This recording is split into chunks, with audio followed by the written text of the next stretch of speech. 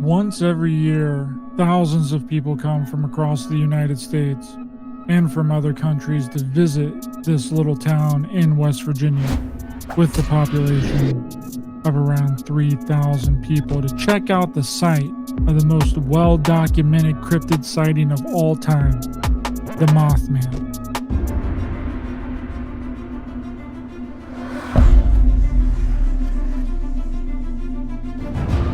Hello, Mothman.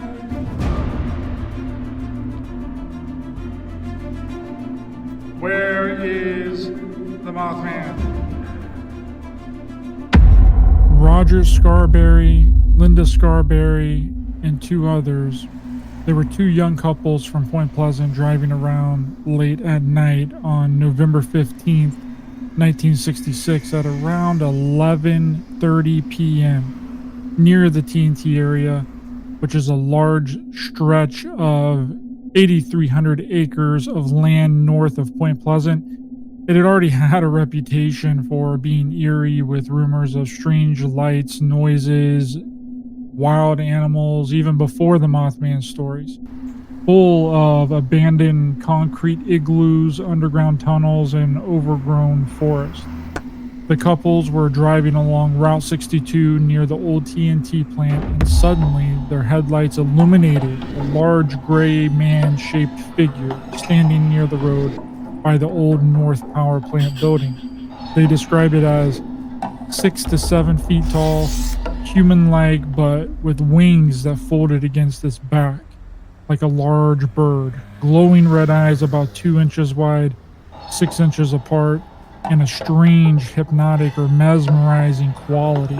Frightened, they stepped away. The creature took flight, spreading its wings about 10 feet wide, and chased their car down Route 62, reportedly keeping pace at speeds of nearly 100 miles an hour.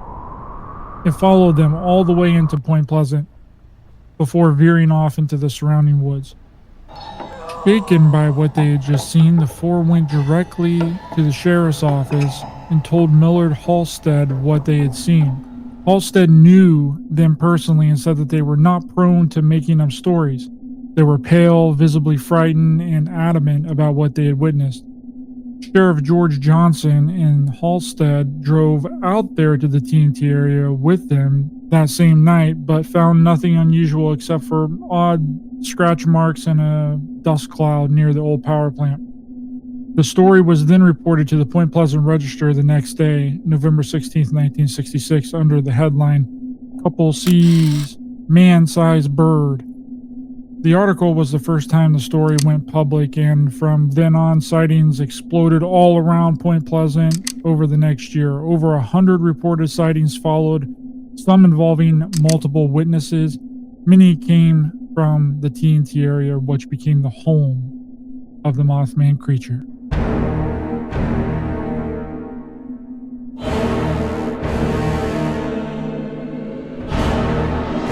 But this small town just isn't the spot of the Mothman sightings. It's also home to a very rich history. According to some historians, the first battle of the Revolutionary War was fought in Point Pleasant. Many disasters, including floods, the deadliest bridge collapse in U.S. history, large military bases, and is also the town where some of the first transorbital lobotomies were performed on over 150 people. So stay tuned.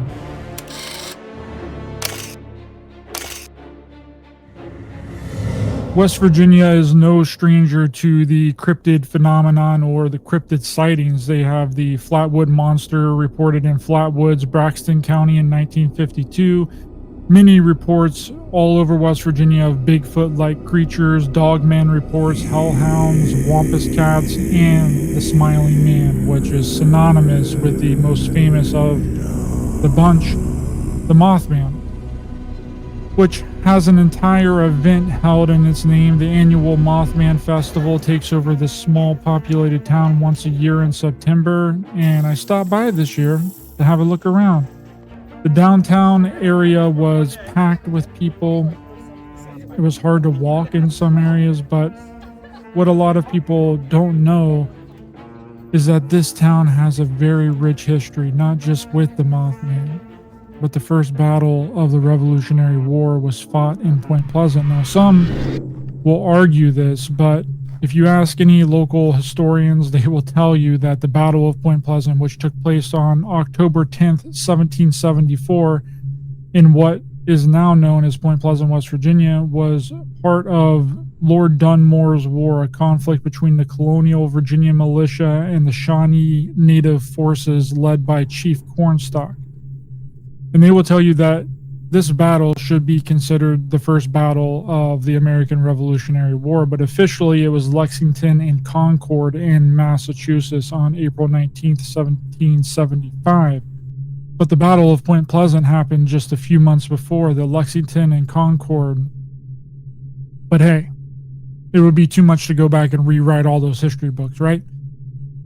But this is where the story really begins with Point Pleasant, is with the colonial forces and the Shawnee Native Americans led by Chief Cornstalk in this Battle of Point Pleasant. Now, the story goes that right before Chief Cornstalk's brutal death, being tied to wagons and ripped apart limb by limb, he put a curse on the town of Point Pleasant and doomed the town to tragedy for as long as people lived there, which led the locals to believe that this story had some sort of backing. During the Great Flood of 1937, in January of 1937, the Ohio River overflowed its banks after weeks of heavy rain water. The levels crested at over 55 feet over Point Pleasant. Thousands were displaced, businesses were destroyed, and the entire town was nearly underwater. It was so bad that the people of Point Pleasant decided in 1938 to get funding from Congress to construct a permanent flood wall along the Ohio River. Under the Flood Control Act of 1938, the actual construction of the Point Pleasant flood wall began in the late 1940s and was completed in the 50s. The system included concrete walls, levees, and pumping stations designed to protect the town from a repeat of the 1937 disaster, barricading the entire town with huge flood walls that still stand to this very day. But it wasn't the only disaster. Along with many other floods that subsequently happened after that flood that wreaked havoc on the town, the Great Bridge collapse on December 15th, 1967 at approximately 5 p.m. during rush hour. The incident resulted in the deaths of 46 individuals, with 2 bodies never recovered, known as the deadliest bridge collapse in U.S. history.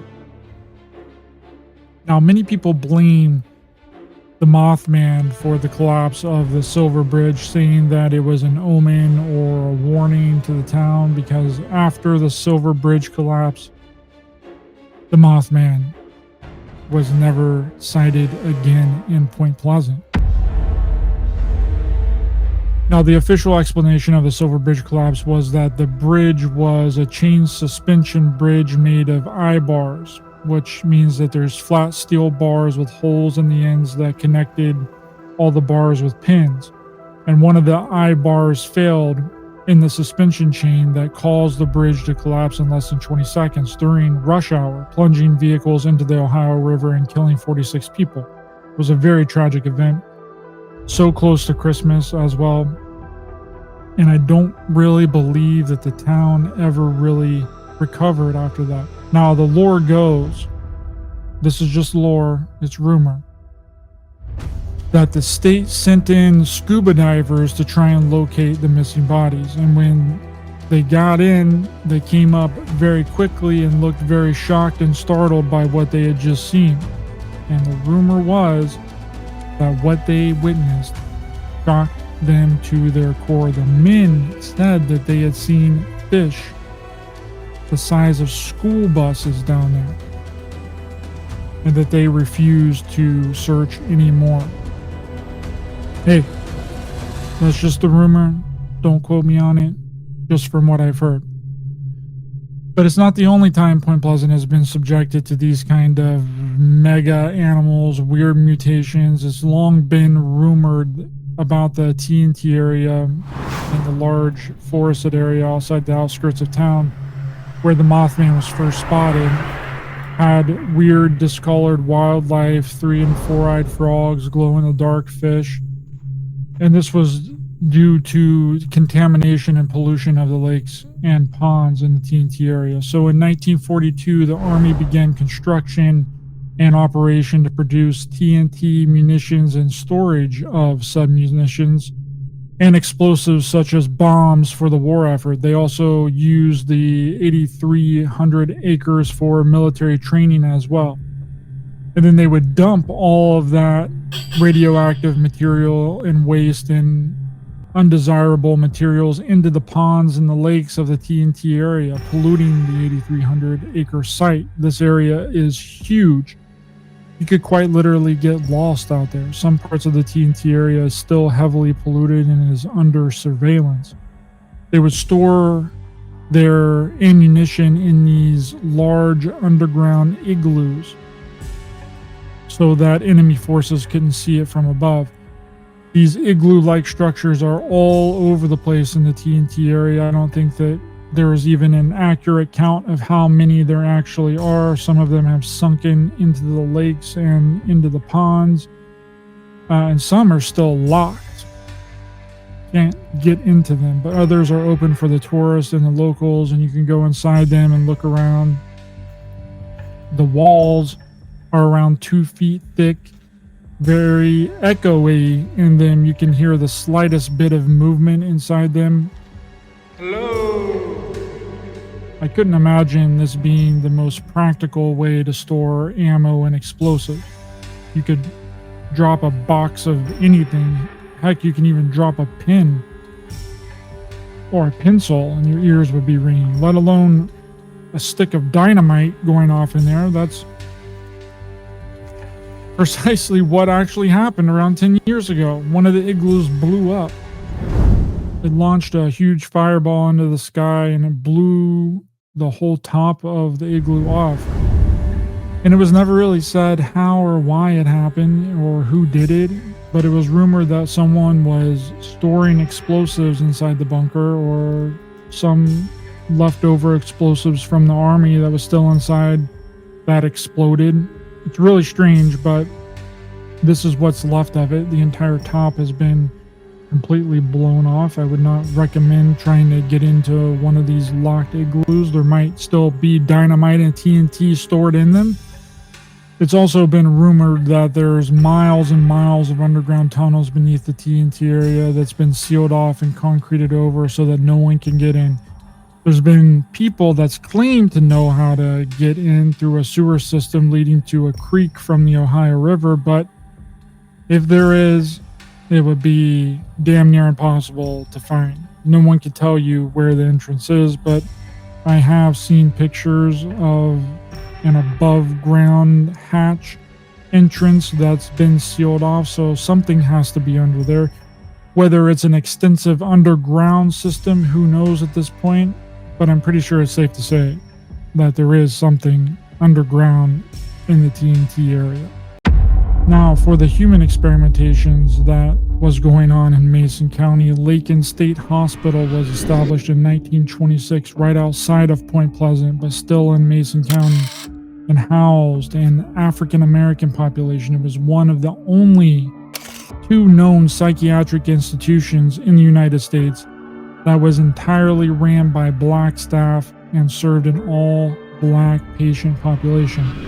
Dr. Walter Friedman, the father of the transorbital lobotomies, performed some of his first procedures at Lincoln State Hospital during the early 1950s. This was a part of a state-sponsored lobotomy initiative. The program, sometimes referred to as Operation Ice Pick, involved Friedman conducting 228 procedures over a 2-week period in West Virginia in 1952. These surgeries were performed using the transorbital method, where an instrument resembling an ice pick was inserted through the eye socket to sever connections in the frontal lobes of the brain. Over 150 people received these lobotomies from Dr. Walter Friedman at Lincoln State Hospital. The hospital ultimately closed its doors in 1979 and was repurposed as an elderly care facility, and now it's a state-run minimum security women's prison called Lakin Correctional Facility. Now, the reason that I bring that up is the human experimentation aspect and the lobotomy aspect of this. That people would rather not talk about and pretend like it didn't exist and didn't happen in this town, and definitely not experimentation on black people, right? Let's keep that hush hush. Let's forget that we had that facility with nothing but an African American staff and African American patients in a psychiatric facility where we would stick them with a damn ice pick through their tear duct of their eye and scramble their brain. And then we had a black school just across the road from this psychiatric facility that was eventually tore down so no one could ask any questions, and replaced the hospital with a woman's prison. This is all historical fact and no one wants to talk about it, but that's okay. I'll still speak for those people that were experimented on by the state, turned into zombies, had their damn brains scrambled and tortured on a daily basis. Fuck you. Fuck you, you sick fucks. Anyway, the experimental aspect on human beings lead people to believe that the Mothman was an escaped government experiment, which would make sense if there really are underground facilities beneath the TNT area. Okay, let's seal it up. Whatever kind of screwed up chimera hybrid shit we got going on down there, they'll just die because they can't escape. But what a lot of people don't know is that from the very beginning until 1975, the Mothman wasn't called the Mothman. It was called the Birdman. It wasn't until popular ufologist John Keel wrote the book, The Mothman Prophecies, that the name started to catch on. It was named Birdman up until that point. John Keel's book, The Mothman Prophecies, even inspired the Hollywood movie of the same name, The Mothman Prophecies, in 2002, starring Richard Gere. This isn't just a message, it's a prediction. Something terrible's gonna happen. I can stop this. For a long time after the Silver Bridge collapse, no one spoke about the Mothman. They were scared to talk about the Mothman. They had been threatened not to talk about the Mothman, formerly known as the Birdman. They had to change the name because Birdman wasn't as popular of a name as the Mothman, right? Everyone was really scared to talk about the Mothman. They had been threatened not to talk about the Mothman by the Men in Black that appeared in Point Pleasant shortly after the first sighting and warned witnesses to not talk about what they had seen. And if they did, tragedy would befall them. This reminds me of the Murray Island incident, where a man and his son claimed that while out on their boat on Murray Island near Tacoma, Washington in 1947, along with two crewmen, he and his son and the other men saw 6 large donut-shaped flying objects hovering over the water. One of them appeared damaged and spewed out molten slag-like material down onto the boat. The hot debris injured his son's arm. His dog was killed by falling debris. The boat sustained heavy damage. He took photographs of the object and collected debris samples. The next day, he got a mysterious visit by a man in black. The man described the incident in detail, though the man had not told anyone yet, and warned him not to talk about it, or tragedy would befall him. Okay? This encounter of the Murray Island incident is considered one of the first reported Men in Black sightings in UFO lore. Now, here's the strange part. 2 Air Force officers, William Davison and First Lieutenant Frank Brown were sent to Tacoma, Washington to investigate the Murray Island UFO incident after they had claimed that debris had fallen from a saucer onto their boat and injured their son's arm and killed their dog. Okay.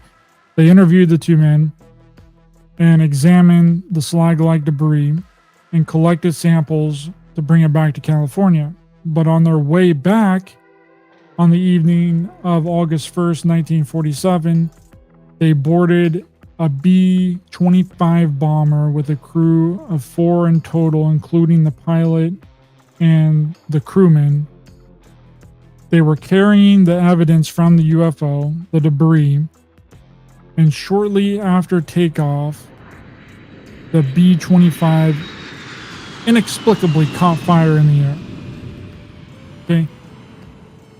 Davison and Brown, the two Air Force officers, were unable to escape and were killed in the crash, but the pilot and the crewman survived by parachuting to safety. Okay, so you're telling me that there wasn't more than 2 parachutes in the craft? And the 2 people that had evidence of the UFO to be examined just happened to die because of an inexplicable freak accident? It almost sounds like another inexplicable freak accident of an I-beam breaking and a bridge collapsing. Right? Kind of sounds familiar to me. That story of Murray Island incident in Washington sounds eerily similar to the Mothman story. Some people see something very strange. They see something that they probably shouldn't see. They contact law enforcement. Men in black show up, tell them not to talk about it. Death follows. With the Mothman, it was the Silver Bridge collapse. With the Murray Island incident, it was the 2 Air Force officers perishing in a plane crash after they went to get the evidence to confirm the story of the 2 gentlemen that saw the UFOs, which would be a perfect distraction if something really was going on out in the TNT area, right? Because you got to take yourself back to that time. The people of Point Pleasant was really pissed off at this thing. They were, once Linda Scarberry and her husband went to the police department and filed this report, and people found out about it and it was printed in the newspaper, people were in an uproar about this. They were going out into the TNT area with pitchforks, guns, to try and find this thing and kill it. Okay, so if it was a government experiment, just like people have concluded that some of these cryptids are indeed government experiments, the best way to get people to shut up about it, which the Men in Black basically warned all the witnesses to shut up about it, stop talking about it. And if you continue to keep talking about it, something bad is going to happen. Well, the bad thing that happened was the Silver Bridge collapse. Okay, the public of Point Pleasant wouldn't ever talk about the Mothman for years and years after. Okay, they were scared. After the Silver Bridge collapse, so if you create this distraction, right, of this tragedy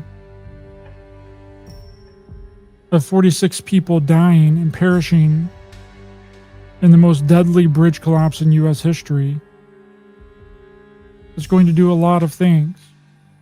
One, it's going to get people to shut up about the Mothman, if that's really what your intention was to do. 2, it's going to give you enough time to go out into the TNT area and take the military or some black ops team to go out there and take care of whatever governmental experiment was on the loose for years. And it's just a coincidence that no one ever seen the Mothman after that. So it wasn't until the Mothman statue was erected in 2003 in the center of downtown that people started to open up about it again. And of course, when the Mothman Festival started the year prior in 2002, but for years, this wasn't a huge event. It was just a local event. But it has grown into something really special over the years that attracts thousands of people every year and brings good business to the small town with vendors and local shops, food trucks, and guest speakers, paranormal investigators alike every year, with people dressing up. We're ready to believe you. And we will be patiently awaiting the return of the Mothman. Maybe next year he'll show up to his own festival. But a side note, the chief cornstalk putting a curse on the town before his death by the Virginia militia, turns out was a part of a local school play. That the curse never really happened, that it was drummed up to make the school play more dramatic. So, hope you guys enjoyed it. Thank you all very much. Please like and subscribe. Hit the bell icon as well for notifications. And we'll see you guys next time.